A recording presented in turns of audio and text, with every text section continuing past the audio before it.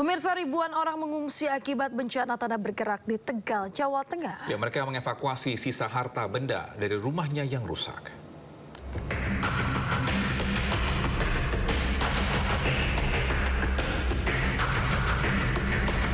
Warga desa Padasari, Kabupaten Tegal, Jawa Tengah terus mengevakuasi harta bendanya pasca bencana tanah bergerak. Mereka mengangkut barang miliknya dengan motor atau mobil sewaan ke tempat yang lebih aman. Sementara perabot yang rusak terpaksa mereka tinggalkan di rumah yang telah hancur. Pemerintah Kabupaten Tegal saat ini tengah mengajukan izin penggunaan lahan milik perhutani untuk membangun hunian sementara bagi warga terdampak.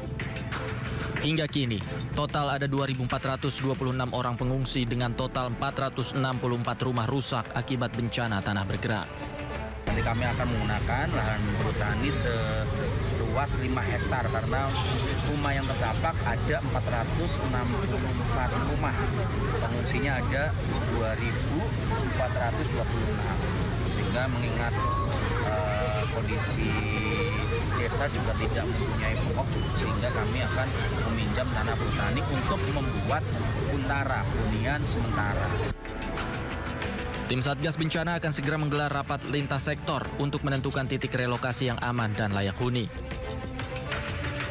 Saat ini terdapat 4 titik pengungsian terpusat serta pengungsian ditampung di rumah-rumah warga. Dari Tegal, Jawa Tengah, Yunibar iNews melaporkan. Pemirsa, pasca kisru penonaktifan peserta BPJS Kesehatan, pasien kanker di Yayasan Rumah Ambu Badung, Jawa Barat tidak dapat pelayanan kemoterapi. Ya, bahkan pasien terpaksa menggunakan BPJS berbayar demi anaknya dapat dirawat inap.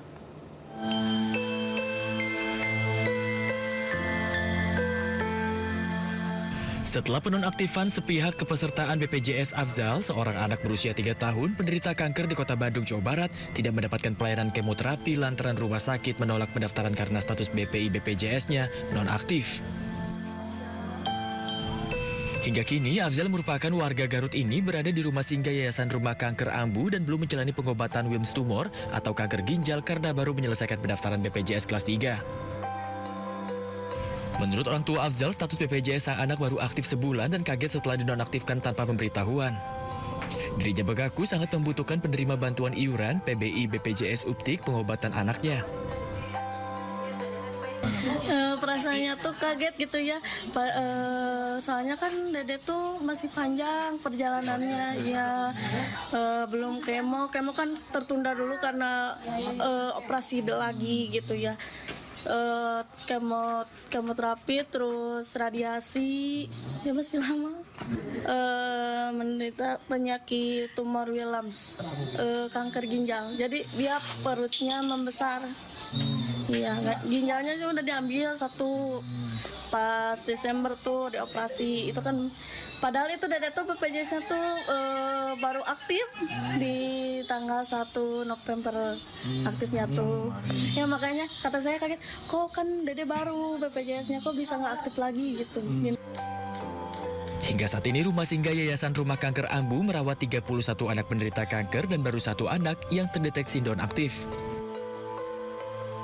Di sini semuanya kanker, leukemia dan tumor berbentuk tumor ada yang hinggap di leher atau di perut gitu. Semuanya pakai BPJS. Ini semua pakai BPJS yang dari pemerintah, yang PBI. Nah, saya juga takut ini ke depannya anak-anak AMU di-off-in ya, dinonaktifkan. Diharapkan pemerintah tidak sepihak menonaktifkan PBI BPJS lantaran fasilitas kesehatan tersebut sangat dibutuhkan oleh masyarakat yang kurang mampu. Dari Bandung, Jawa Barat, Ervan David, iNews melaporkan. Pemirsa, curah hujan tinggi sejak 2 hari terakhir menyebabkan Sungai Cilemar di Kabupaten Pandeglang, Banten meluap. Ya, seorang anak yang hendak melakukan hitanan harus dibawa menggunakan perahu kayu ke tempat mantri desa melewati arus deras sungai.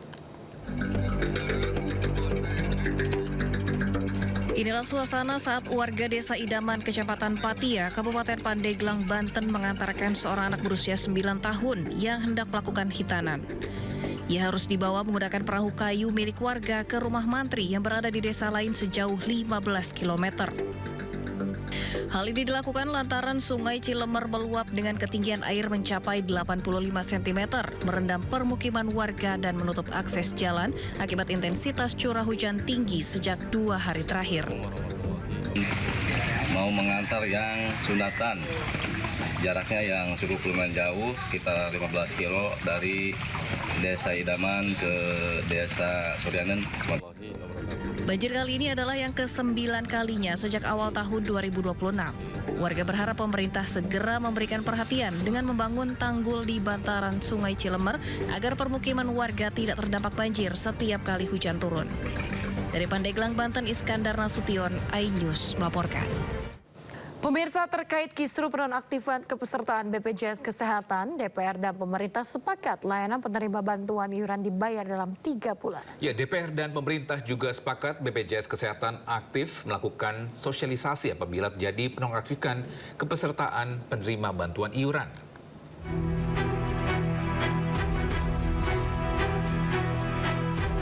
Pimpinan DPR RI memanggil pemerintah membahas penonaktifan kepesertaan BPJS Kesehatan segmen penerima bantuan iuran jaminan kesehatan. Rapat ini dihadiri Menteri Sosial Saifullah Yusuf, Menteri Kesehatan Budi Gunadi Sadikin, Menteri Keuangan Purbaya Yudi Sadewa, dan Direktur Utama BPJS Kesehatan Ali Gufron Mukti. Wakil Ketua DPR RI Sufmi Dasko Ahmad mengatakan, Dewan Perwakilan Rakyat RI bersama pemerintah menyepakati dalam jangka 3 bulan ke depan semua layanan kesehatan tetap dilayani dan jaminan kesehatan nasional segmen penerima bantuan iuran dibayarkan pemerintah. Dasko juga mengatakan DPR dan pemerintah sepakat dalam waktu 3 bulan ke depan Kementerian Sosial, pemerintah daerah, dan BPJS Kesehatan melakukan pengecekan dan pemutakhiran kategori desil dengan data pembanding terbaru. Ya, jadi kalau tadi DPR dan pemerintah sepakat bahwa selama 3 bulan seluruh layanan kesehatan termasuk yang PBI itu dibayarkan oleh pemerintah. Tadi sudah sepakat, ini yang bagian bayar-bayar sudah oke. Nah, gitu. Sambil kemudian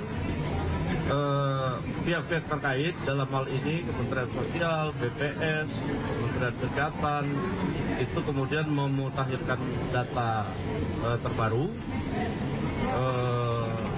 dengan pembanding yang terbaru. DPR dan pemerintah juga sepakat agar BPJS Kesehatan aktif melakukan sosialisasi dan memberikan notifikasi ke masyarakat apabila terjadi penonaktifan kepesertaan PBI dan pekerja bukan penerima upah dari pemerintah daerah. Dari Jakarta, Tim Liputan iNews melaporkan. Pemirsa, usai pertemuan dengan pimpinan DPR, ada sejumlah hal yang disepakati oleh jajaran menteri yang hadir. Ya, Menteri Sosial Saifullah Yusuf minta rumah sakit tak menolak pasien kronis menerima bantuan iuran BPJS nonaktif. Yang kedua disepakati tadi untuk yang penyakit-penyakit kronis yang membutuhkan perawatan berkelanjutan seperti cuci darah otomatis tidak boleh ditolak oleh rumah sakit dan langsung nanti pembiayaannya dibiayai oleh pemerintah. Pemirsa, Menteri Keuangan Purbaya Yudi Sadewa mengakui pemerintah alami kerugian reputasi akibat kisruh penonaktifan penerima bantuan iuran jaminan kesehatan nasional atau PBIJKN. Ya, Purbaya tegaskan tak ada pengurangan dalam anggaran kesehatan. Lagi ke data PBI langsung trigger sosialisasi ke mereka bahwa mereka tidak masuk lagi ke list itu sehingga mereka bisa melakukan tindakan yang diperlukan. Entah membayar dengan tempat lain atau gimana. Tapi jangan sampai yang udah sakit tiba-tiba begitu mau cek darah cuci darah lagi tiba-tiba nggak eligible, nggak berhak. Kan itu kayaknya kita konyol. Ya, padahal uang yang saya keluarin sama. Saya rugi di situ, uang keluar image jelek jadinya. Pemerintah rugi dalam hal ini, Pak.